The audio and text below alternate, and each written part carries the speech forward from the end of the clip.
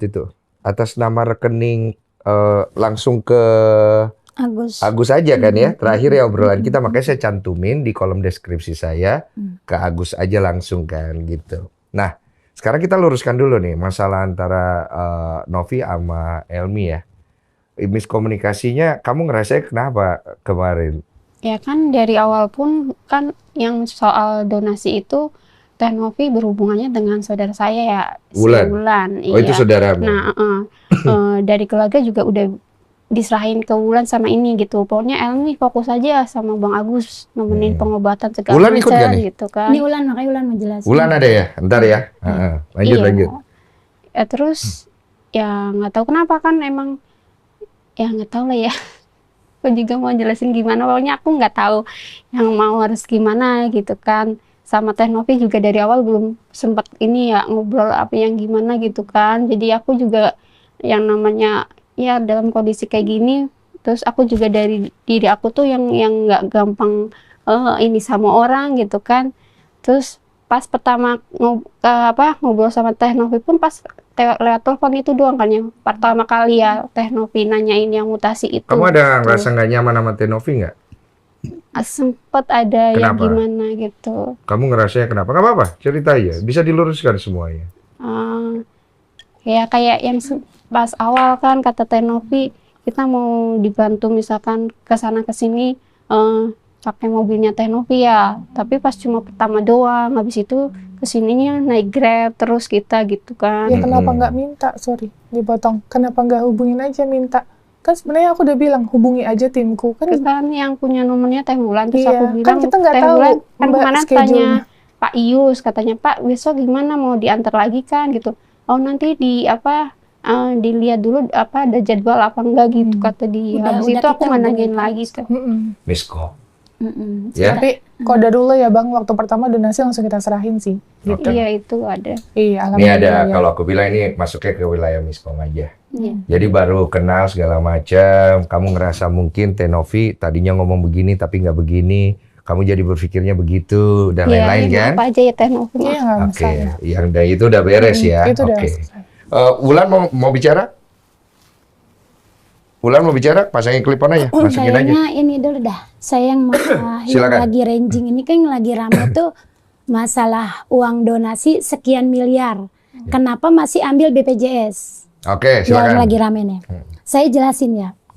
Di sini kenapa kita pakai BPJS? Awalnya kita belum dapat donasi dari Mbak Novi, dari Mas Densu. Iya, Mas Densu. Kita dari awal di Cengkareng kita memang udah pakai jam kesda. Terus sampai ke Cipto. Karena dari awal itu pihak tersangka bilang mau bertanggung jawab. Berarti kita udah dong nggak nginiin BPJS karena katanya pihak keluarga mau bertanggung jawab. Iya. Tapi sampai kita ke Cipto ternyata nggak ada sama sekali. Yang dicerita terakhir di sini. Ternyata kita juga maaf ya kalau bilang ditipu terlalu kasar ya. Jadi kita merasa dibohongi juga. Akhirnya kita karena si Agus besok mau berobat keluar dari perawatan, kita nggak ada duit sama sekali. Mau kemana? Donasi dari Mbak Novi kita belum terima. Kita terima posket Mbak Novi awal datang kalau nggak salah tanggal berapa ya Mbak? Nggak tahu saya lupa. Ini ada saya catat. Awal Mbak Novi datang ke rumah saya tanggal 12. Sedangkan dari tanggal 4 kita 12 apa nih, Mal? 12 September. Dari awal kita datang, itu kan kita belum punya donasi dari awal kita datang ke Cipto. Kita belum ada dana sama sekali, sedangkan pihak keluarga kita nggak ada. Terus kita mau pakai apa? Siapa yang membantu? Secara tidak langsung saya langsung pakai BPJS. Nah, dari BPJS itu kita ditindak. Pas dari dirawat itu kita keluar tanggal berapa, Mi? Dari mana? Dari Cipto 4 ya? Dari Cipto. Tanggal 4 kita keluar ya? 4 atau 5? Tanggal berapa? Tanggal 4 kita masuk ke Cipto, tanggal 5 operasi, terus tanggal kalau nggak 11, 12 kita dipulangkan. Nah, tanggal 12, oh iya, habis dari rumah sakit, tahu-tahu Mbak Novi datang. Kita kan belum ada donasi. Sedangkan udah saat itu, pas prokes kedua, Mbak Novi baru donasi. Sedangkan si Agus sudah diponis. Saya udah ngomong ke Mbak Novi. Mbak Novi kan selalu tanya sama saya, itu gimana perkembangan? Angkat tangan. Dokter sudah angkat tangan. untuk dia tidak bisa melihat lagi. Itu udah divonis karena saya udah komunikasi dengan dokter Parabi. Bagaimana kita mau lanjut langsung ke rumah sakit besar untuk operasi, sedangkan kita dana nggak punya. Pada saat itu kita nggak punya siapa donasi dari siapapun, kita nggak punya, nih ya? Belum ada. Bagi kan kita nggak bisa dong jalan ke rumah sakit yang besar, mau rumah sakit JSC, mau rumah sakit apa, tindak langsung operasi itu kita nggak bisa. Akhirnya karena kita belum ada donasi apapun itu, mau nggak mau kita jalani dengan BPJS dong, karena pihak rumah itu pun tadinya BPJS kita nggak bisa. Kita udah bingung tuh langkah apa yang mesti kita ambil. Karena emang nggak ada sama sekali dana. Ada Elmi terima gaji hanya berapa, Mi? Kecil ya, 4 juta ya, apa 7 juta. Duit 8 juta sama Bang Agus. Akhirnya gimana nih supaya Agus tetap berjalan diobatin, tapi kita dapat tanggungan. Akhirnya saya udah ke sana, katanya harus pakai BPJS. Terus saya sempat adu argumen, gimana nih caranya saya minta rujukan. Sampai sempat saya punya saudara yang di Puskesmas di Pondok Bahar. Saya minta tolong lah, ini saya punya saudara, saya ceritain gini kronologinya seperti apa. Tapi kita mau berobat nggak punya duit. Saya kepengennya si Agus cepet-cepet dioperasi. Ya udah dibikinin surat rujuk, coba lari ke Mulia. Saya lari ke Mulia, tapi pihak rumah sakit Mulia tetap nggak ngeluarin BPJS dengan alasan tindakan kriminal nggak bisa di-cover BPJS. Akhirnya saya bingung tuh, saya komunikasi lagi, saya telepon lagi Pak, itu saudara saya yang di Puskesmas. Nah akhirnya saya dirujuk dengan bawa si Agus karena harus ada pasien. Saya bawalah ke sana ke rumah sakit Kota Tangerang, RSUD Kota Tangerang. Dia juga menyatakan nggak bisa pakai BPJS. Akhirnya tolonglah, saya cuma minta tolong agar Agus bisa dioperasi.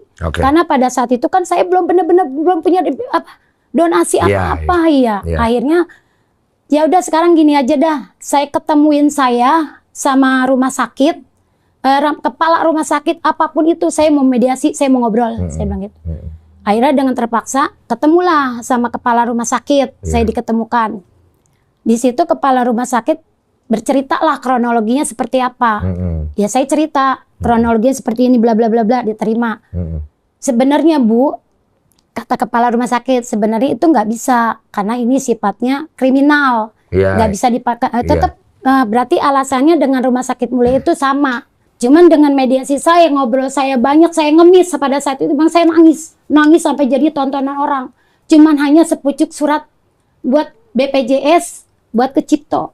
Supaya kita ditanggungin, ya dipakai buat ke Cipto. Nah di Cipto besoknya saya dapet, alhamdulillah si Agus bisa kontrol. Itu pas saya ke rumah sakit Cipto kontrol, diobatin lah, ditanganin. Sama dokter Parabi. Nah di dokter Parabi itu juga sudah menyatakan memang tidak bisa. Semua udah nggak bisa. Saya juga udah cerita ke Mbak Nopi. Nah Mbak Nopi waktu podcast pertama atau kedua, pertama saya ingat. Podcast ini di tempatnya Mbak Novi ya? Di rumah saya. Di rumah Mas Agus. Di rumah saya. Tapi di channelnya Mbak Novi kan? Iya, karena kan Mbak Nopi yang podcast ke rumah saya. Nah saya cerita, Mbak Nopi nanya, ya Mbak Nopi memang udah nggak bisa. 9,5% memang sudah bisa di operasi lagi. Sampai saya akhirnya sama Mbak Nopi menawarkan dokter, katanya dokter papahnya. Waktu itu cobalah ke dokter papahnya. Nah podcast kedua itu final dia mau dioperasi. Nah Mbak Nopi keluar omongan, dia bilang katanya memang udah nggak bisa kalau 95%. Nggak tahu Mbak Nopi info dari mana ya waktu itu ya.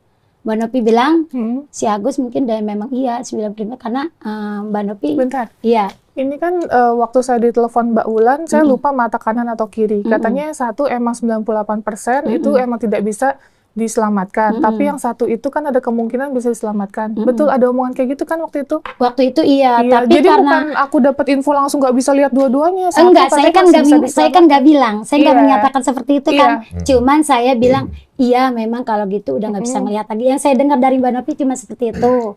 Akhirnya saya berlanjutlah kedua, baru dapat podcast dari Mbak Nopi, dana sebesar 35 juta ya, kalau nggak salah.